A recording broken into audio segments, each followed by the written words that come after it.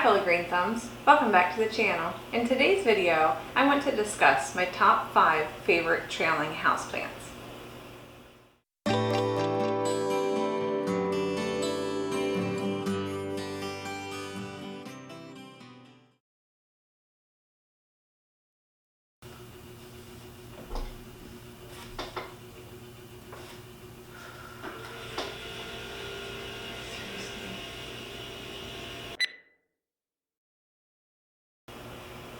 If you're coming back, hi, good to see you. And if you're new here, please consider subscribing. We do all plant-related content on this channel.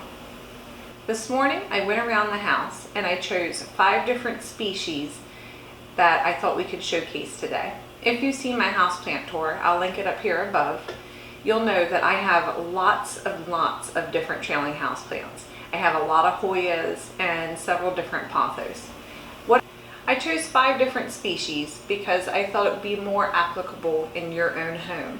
Some will require different sun, some will require different soil types, while others will require different humidity levels. So I thought it would be nice for you to be able to look and see each one, see what the traits are of each plant, and decide what works best for you in your home. I hope you enjoyed today's video. Okay, so I just talked to you guys for like 3 minutes and realized I didn't have the record button on. Anyways, what I was trying to tell you was that I just got an awesome new tripod, compliments of my awesome boyfriend and his good friend. So we have a different angle today. Hope you like it. Let me some feedback. Let me know what you think. Back to the plants. So my first trailing plant that I want to show you is my variegated string of hearts that I got from Hal 3 weeks ago, probably right around. It's done really well for me. I have lots of new growth on it. Where I keep it is directly in an east-facing windowsill. It gets lots of bright morning sun, and then it has lots of ambient, just indirect light the rest of the day, and it's done really well there. As far as watering goes, I water it, this top part here is actually pretty thick, and I water it when this leaf starts to get a little wrinkly. That's when I know that I can go ahead and give it water. For me, it's every maybe 4 to 7 days. Do what you need to keep your plants healthy. I would tell you to go off of your older established leaves and look to see if they're wrinkly. That's an indication that they need water. Soil, it is in a pretty loose cacti mix. That's what Hal sent it to me in, and it seems like it's doing fine, so I haven't bothered to repot it. And fertilizer, I haven't fertilized it yet, so they've been here for a few weeks. I don't know that I will. So here she is. That's what the top of the pot looks like.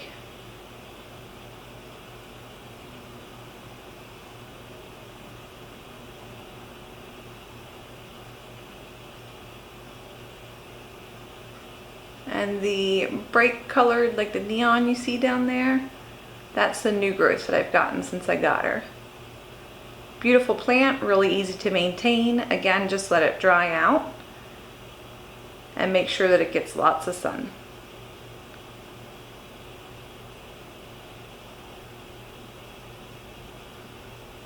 So the second plant I want to show you today is my Monstera addisoni. I bought this on Etsy probably 4 or 5 months ago. When I received it, it was just one vine and it had maybe 4 or 5 leaves on it. The upmost leaf, the newest leaf, was turning yellow, and I'm not sure if that was from shipping or if that's just how it was when she sent it to me. What I did was I chopped that leaf off, and I think that one I soil propagated right away, yeah. And then it gave me these 2, if you can see that there. And then I had, the vine got to be so long that it was kind of starting to like sag over a little bit. So I cut that and I propagated this one and this one. You guys can't see that. So these 2. And then this other vine back here in the back as well. So this is a really easy plant to grow. It's just like any other Monstera. It has these really big aerial roots on it.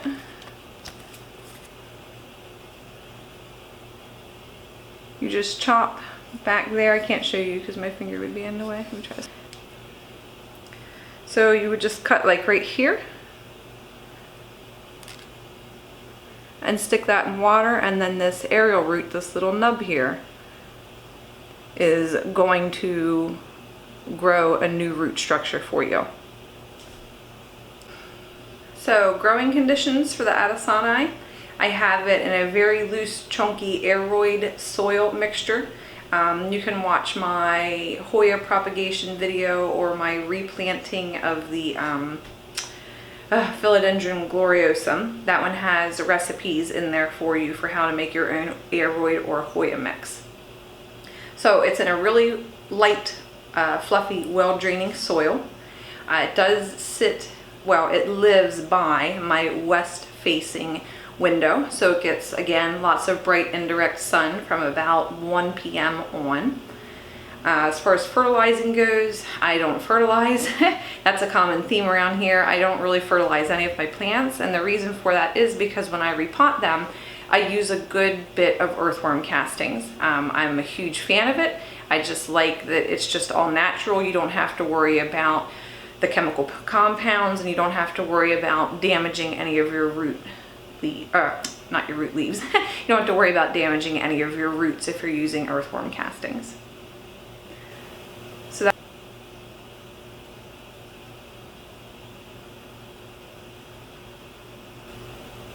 So the next plant I want to showcase is my strawberry begonia.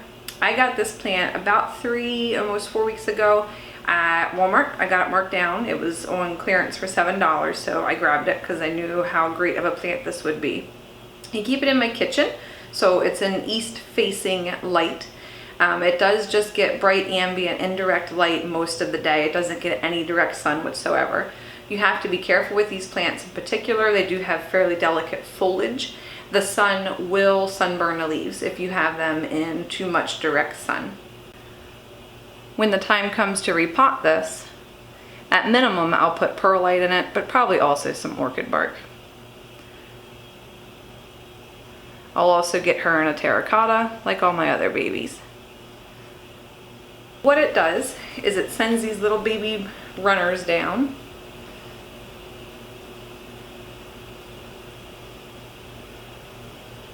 And they bring you to mind of String of Hearts. And that's a heavy plant, guys. You put it down and grab the next one. The next species I chose is the Philodendron lemon lime. Philodendrons are beautiful plants. They make excellent trailing plants. This one I got at, the kids and I went to a reptile show. So I saw this there, grabbed it, and then a few weeks later I received my order from Garden Goods Direct, where I had actually, not Garden Goods Direct? No, from Glass Houseworks. And I actually had already ordered one, so I now have 2 of these.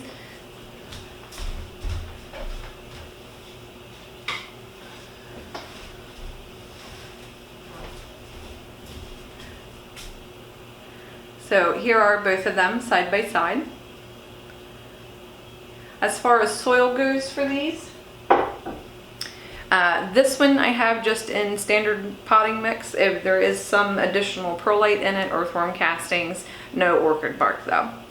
This one, when I replanted it, I actually had leftover aeroid mix when I replanted a bunch of other stuff that day. So I just went ahead and put it into that. It's fine. It doesn't really matter. You just have to make sure that you are checking it to see if you need to water it. As far as light conditions go, these I don't give as bright of sun. Both of these actually sit on the same rack and they receive, I would say, medium to low light. They don't get a whole bunch of really even bright indirect light. They just kind of receive medium light. They would grow faster for me if I put them in somewhere where they did receive more light. One thing I find so appealing about this is I love the neon green color. So this is the lemon lime philodendron.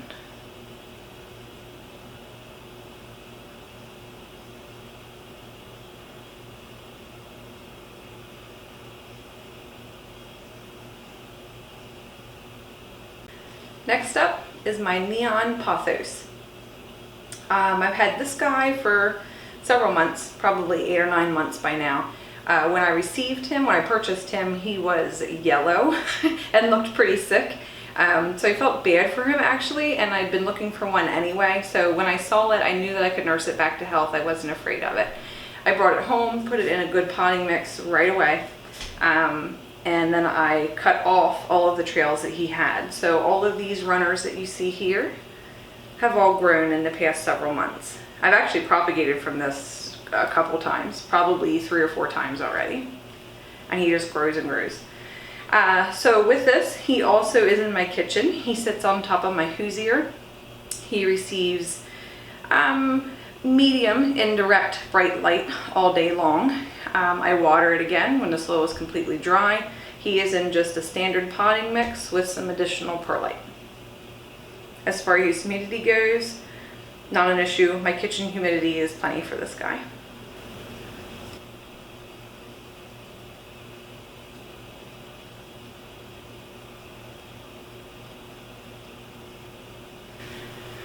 Whew, this is like an arm workout today. Alright guys, and lastly, you can't come to my channel and not see a Hoya. So I went around and I had a tough time choosing, but in the end I chose my regular standard green Hoya Cardosa compacta. I love this plant. It has done nothing but grow and grow and grow for me all summer long. I read and I've seen a lot and I've heard a lot of people say that, oh, they're such slow growers, they don't grow for me, blah, blah, blah. I haven't had any issues. I make sure that it's in bright sun. Humidity level for it is approximately 50 to 60, just standard household humidity. Again, with the earthworm castings, and you know, I just kind of water it when it's completely dry and I just let her be. And she just grows.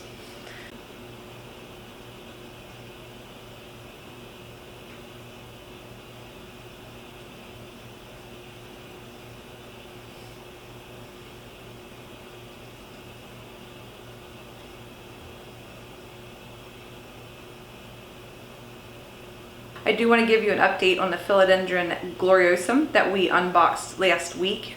She's doing marvelous. So let me pull the camera off and I will show her to you. So not a trailing plant, but I wanted to update you all the same. She's doing phenomenal.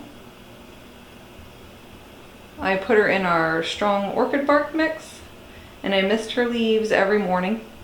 I can see why they say that these are humidity lovers. They do have very thin, almost paper-like leaves compared to a lot of the other plants I have in my house. I think the time will come, especially in the winter when I turn the heat on, that I'm going to need to invest in a humidifier and put her right up beside it.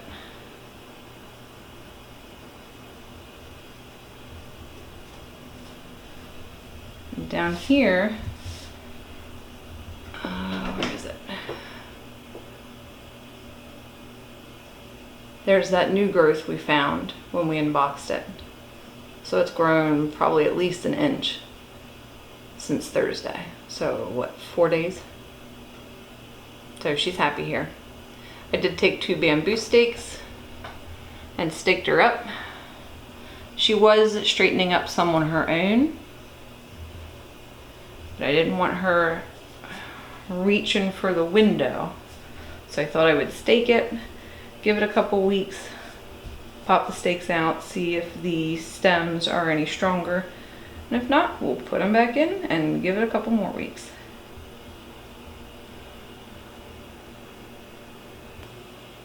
Bye guys, thanks for watching.